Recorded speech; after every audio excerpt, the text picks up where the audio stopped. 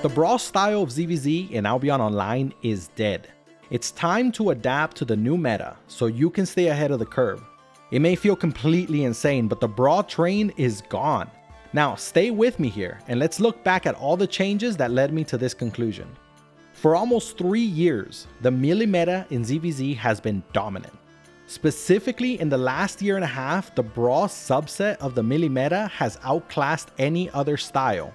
This monopoly in ZvZ style began to take root between seasons 13 and 14.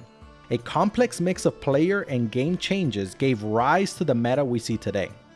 The disbanding of the famed Blue Army Guild in season 13 and the subsequent disbanding of Elevate a couple seasons later saw the retirement of a large portion of Albion's veteran ZvZ community. These veterans fought during a time when ranged DPS and kite style were the norm, so they left the future meta up for grabs. This led to a meta shift, which was filled with the hype new weapon tree line, which was introduced at the end of 2021, the War Gloves.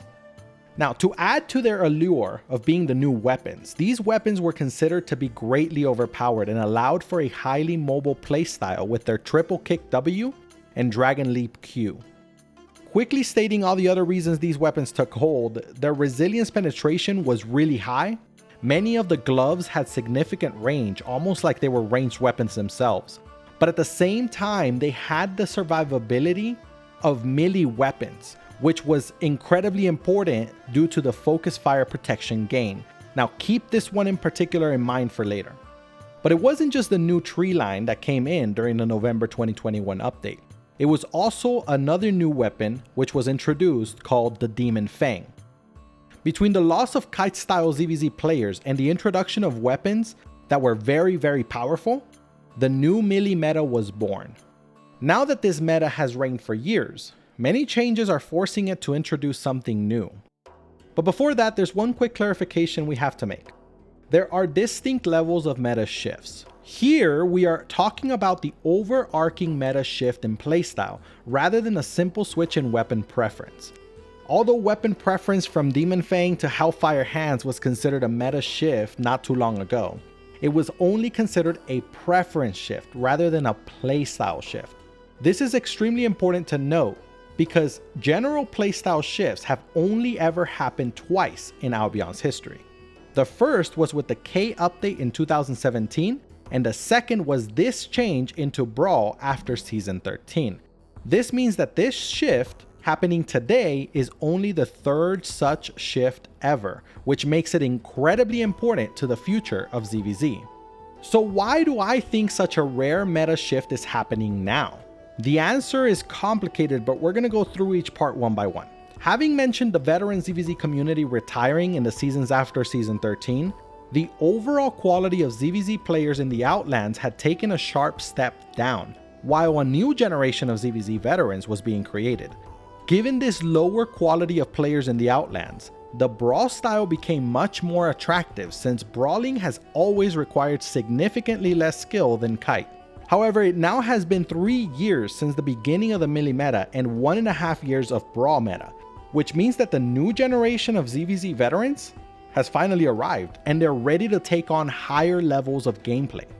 This is clearly seen in the sharp increase of bomb squads in every Zerg compared to just a couple years ago when only the top guilds could muster a single bomb squad each, if any. From an entirely different perspective, the Brawl meta just sucks for viewership. It's no secret that video games today require some level of watchability to be promoted to the masses. Just think about all the esports and their success. Not just that, but look at the top streamers, content creators on platforms like Twitch and YouTube who are paid by gaming companies to promote their games. If the audience is not entertained, then they are less likely to play the game. You can't be entertained by something you just don't understand. I don't have the data to back this up, but I bet that AOTV and advertising recruitment from ZvZ related videos has gone down significantly over the last couple years.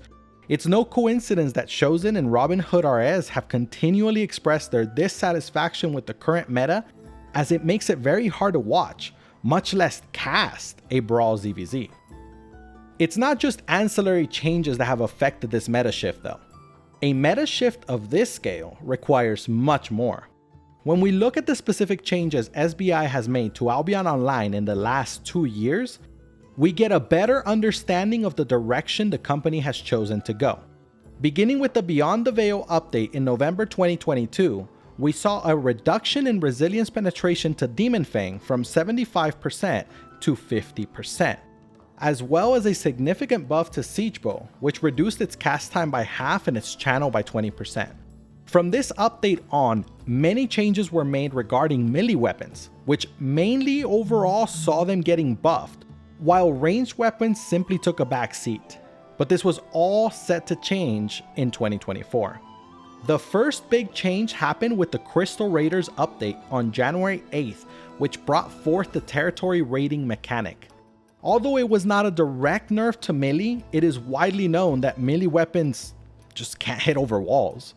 The rise of territory warfare was just one of the many changes to come that would obliterate melee entirely. The next big update came in April with the Foundations update. This update created new layouts for territories that would allow for building complete walls around the territory, effectively making melee useless until the walls were broken.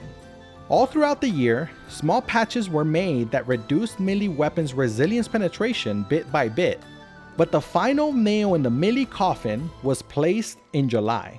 The Paths to Glory update brought further resilience penetration changes to Axis, Warglove, Spears, and more.